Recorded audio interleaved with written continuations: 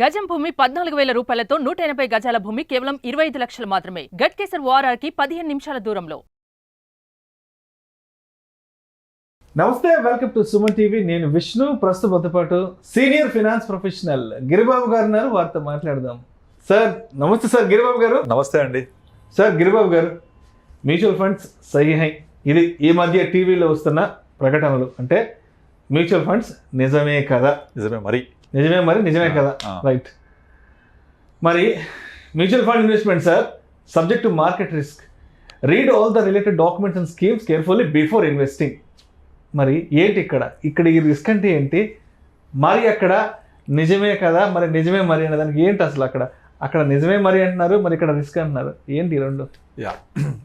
Good question and right question also. ఇప్పుడు markets ప్రతిరోజు new life time high touch చేస్తున్న టైంలో టీవీలో రీసెంట్గా కంక్లూడ్ అయిన ఐపీఎల్ మ్యాచెస్ కానీ, వరల్డ్ కప్ మ్యాచెస్ కానీ, ఓవర్ మధ్య వచ్చిన ఒకే ఒక advertisement mutual fund Sahih high. Dhoni, Sachin Tendulkar, తర్వాత ఇంకా ఫేమస్ క్రికెటర్స్ ఎవరు వచ్చినా సరే, అమితాబ్ బచ్చన్, వీళ్ళందరూ కూడా వచ్చి ఒకటే చెప్తున్నారు, mutual fund Sahih high, mutual fund Sahih high. అయితే మ్యూచువల్ ఫండ్ సహీ హై అనేది ఎంత కరెక్టో సబ్జెక్ట్ టు మార్కెట్ రిస్క్ కూడా అంతే కరెక్ట్. అయితే ఈ సబ్జెక్ట్ టు మార్కెట్ రిస్క్ అనేది ఏంటి? ఇవి స్టాక్ మార్కెట్ ఒడిదుడుకులకు లోబడి ఉంటాయి. అంటే మార్కెట్ పెరిగితే పెరుగుతాయి, తగ్గితే తగ్గితాయి. అయితే ఇది రిస్క్ గురించి చెప్తున్నారు. At the same time mutual fund Sahih అని చెప్తున్నారు. అయితే ఈ రెండింటి మధ్య ఉన్న డిఫరెన్స్ ఏంటి, దాని రెండింటిని ఎలా బ్యాలెన్స్ చేయాలి అని మనం అర్థం చేసుకోవాలి. కనుక అసలు మ్యూచువల్ ఫండ్ ఉన్న రిస్క్ ఏంటి అనేది నేను మీకు ఎక్స్ప్లెయిన్ చేస్తాను ఒక 2 minutesలో. నార్మల్ నాకు ఫోన్ చేసే వాళ్ళందరూ కూడా మ్యూచువల్ ఫండ్స్ ఇన్వెస్ట్ చేయాలనుకుంటున్నాను, నాకు మ్యూచువల్ ఫండ్స్లో రిస్క్ ఉంటుందంట కదా, నాకు వద్దు, కానీ సిప్ కావాలి నాకు అని అడుగుతుంటారు. సిప్ని అంత పాపులర్ చేసి పడేశారు, సిప్ని ఒక ప్రోడక్ట్ చేసి పడేశారు. సిప్ అంటే ఒక ప్రోడక్ట్, అది నాకు అది కావాలి, కానీ మ్యూచువల్ ఫండ్ వద్దు, ఎందుకంటే సబ్జెక్ట్ మార్కెట్ రిస్క్ అది, కనుక నాకు మ్యూచువల్ ఫండ్ వద్దు అంటారు. కానీ ఇదేంటి, సిప్ అంటే ఏంటి, మ్యూచువల్ ఫండ్ ఏంటి, రెండు ఒకటే కదా. కానీ జనాలకు నాకు మ్యూచువల్ ఫండ్స్లో అయితేనేమో రిస్క్ ఉంటుంది, వద్దు, ఎస్ఐపి చేస్తానంటే ఎస్ఐపి అంటే ఏంటి, అది మ్యూచువల్ ఫండ్స్కి వెళ్తుంది కదా. కానీ మ్యూచువల్ ఫండ్లోకి వెళ్ళే ఎస్ఐపినేమో రిస్క్ లేదనుకుంటున్నారు, కానీ మ్యూచువల్ ఫండ్స్ ఏమో రిస్క్ అనుకుంటున్నారు. అంటే ఇదంతా అవగాహన లోపంతో చెప్తున్నారు. కానీ మళ్ళీ వీళ్ళకు నాకు డైరెక్ట్ కావాలి, రెగ్యులర్ వద్దు. అసలు మ్యూచువల్ ఫండ్కి సిప్కి డిఫరెన్సే తెలియదు ఫస్ట్ ఆఫ్ ఆల్, కానీ నాకు డైరెక్టే కావాలి, రెగ్యులర్ వద్దు. అంత దారుణమైన అవగాహన లోపంతో ఉంటారు జనాలు. కనుక వాళ్ళకు క్లారిటీ కోసం ఒక క్లియర్గా నేను రిస్క్ ఏంటంటే చెప్తాను. యాక్చువల్గా రిస్క్ అనేది ఎక్కడైనా సరే ఉంటుందండి. ఫస్ట్ మీకు ఒక ఎగ్జాంపుల్, మీరు నార్మల్గా మనకు ఒక స్టాటిస్టిక్స్ ఉంటుంది, ప్రతిరోజు ఎన్ని రోడ్ యాక్సిడెంట్స్ జరుగుతున్నాయి అని చెప్పేసి ఒక స్టాటిస్టిక్స్ గవర్నమెంట్. ఆ స్టాటిస్టిక్స్ ప్రకారంగా గంటకి ఇన్ని యాక్సిడెంట్స్, రోజుకి ఇన్ని యాక్సిడెంట్స్, నిమిషానికి ఇన్ని యాక్సిడెంట్స్ అని జరుగుతుంటాయి కదా.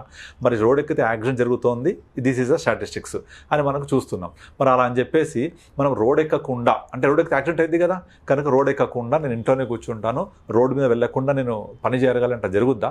జరగదు. కానీ రోడ్ ఎక్కాల్సిందే. అప్పుడు ఏం చేస్తాము, మనం రోడ్ ఎక్కాలి అంటే మనం ఏదైతే వెహికల్ మీద వెళ్తామో ఆ వెహికల్ కండిషన్లో ఉండేలాగా చూసుకుంటాం, బ్రేకులు ఉండేలాగా చూసుకుంటాం, లెఫ్ట్ సైడ్ డ్రైవ్ చేస్తాం, 40 or 50 స్పీడ్లో వెళ్తాము.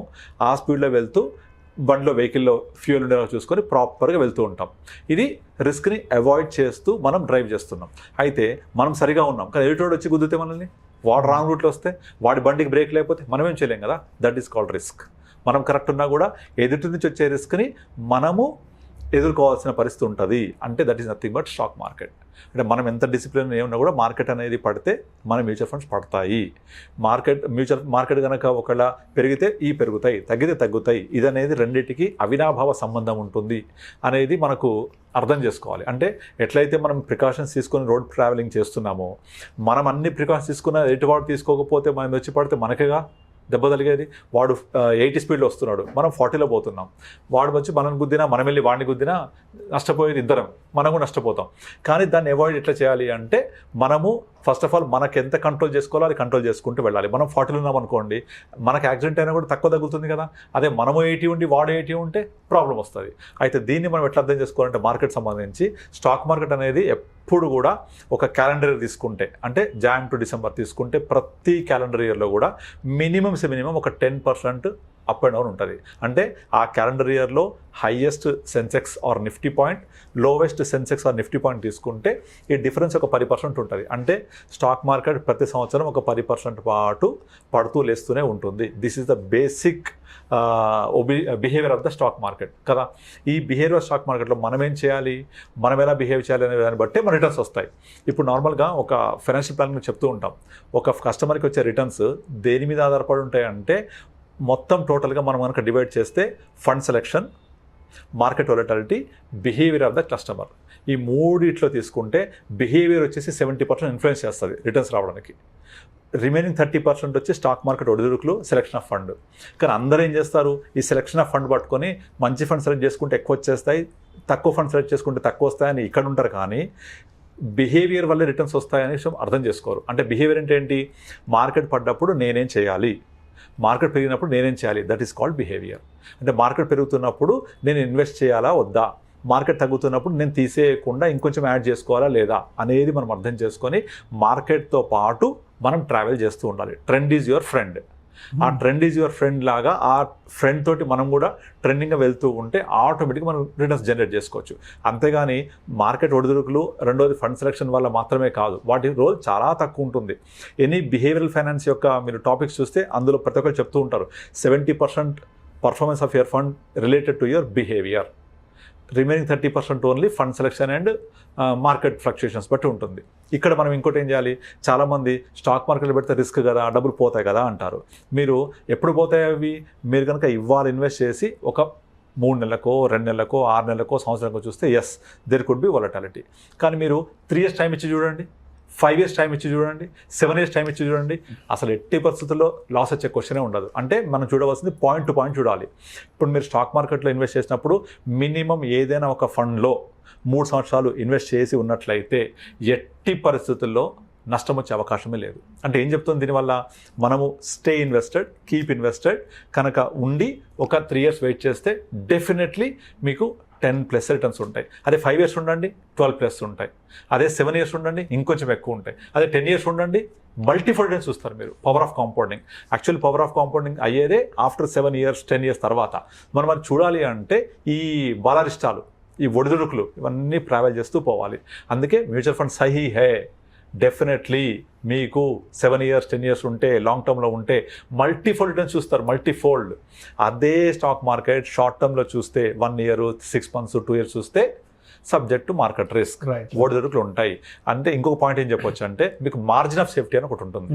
Higher the period you go, higher the margin of safety you get. దీన్ని ఎట్లా చెప్పొచ్చు అంటే, ఫర్ ఎగ్జాంపుల్ ఇప్పుడు మనము రూల్ 15 చెప్తాం, ఎవ్రీ మంత్ 15,000 15 years పాటు ఇన్వెస్ట్ చేస్తూ 15% రిటర్న్ వస్తే మనకు 1 crore వస్తుంది. అయితే చాలామంది ఏం చెప్తారు, ఓకే బాగుంది 1 crore వస్తుంది, కానీ కరెక్ట్గా నేను తీసే టైంలో మార్కెట్ పడితే ఎట్లా, కరెక్ట్గా తీయాలనుకుంటున్నాను, ఒక 10 రోజుల్లో కోవిడ్ వచ్చింది, 20% మార్కెట్ పడింది కదా, 30% మార్కెట్ పడింది కదా అని చెప్తుంటారు. ఎస్ కరెక్టే, కోవిడ్ టైంలో 39% స్టాక్ మార్కెట్ పడితే మ్యూచువల్ ఫండ్స్ పడ్డాయి 20-21% పడ్డాయి.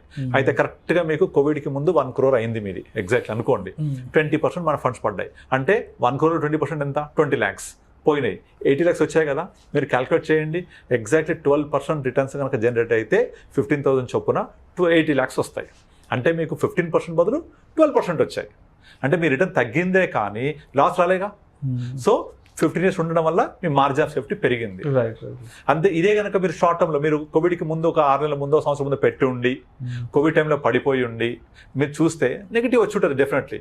కానీ దానికి 15 సంవత్సరాల ముందు ఇన్వెస్ట్ చేసిన వాళ్ళు కూడా ఆ టైంలో తీసినా కూడా, ఇది కోవిడ్ ఇంపాక్ట్ అయిన తర్వాత, కోవిడ్ వల్ల పడిన తర్వాత లో మార్కెట్లో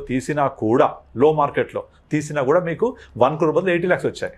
75 to 80 lakhs వచ్చాయి. అంటే which is equal to your 12% rate of return. అంటే మీకు 15 బదులు 12 వచ్చాయి. కానీ అడ్వాన్స్ మేమేం చేస్తామంటే, మార్కెట్ తగ్గుతున్నప్పుడు కోవిడ్ టైంలో మీకు గోల్ ఉంది కాబట్టి, తీసే అవకాశం ఉంది కాబట్టి దాన్ని రెస్క్యూ చేయడము, డెట్లోకి మూయడం అలా చేస్తూ ఉంటాం. కనుక 20% మార్కెట్ ఫాల్ ఉన్నా మా ఇన్వెస్ట్ డిస్కవరీ కూడా 5-6% నుంచి ఇంపాక్ట్ అవ్వలేదు. అలా చేస్తూ ఉంటాం. ఒకవేళ అలా చేయకపోయినా కూడా మీకు ఎట్టి పరిస్థితుల్లో 12% తక్కువ రాదు. This is called margin of safety. కనుక ఇదేమో సహీ హే, మ్యూచువల్ ఫండ్ సహీ హే, బట్ షార్ట్ టర్మ్ రిస్క్ ఉంటుంది అనేదే subject to market risk. Right. Okay, thank you sir, thank you so much. Thank you అండి.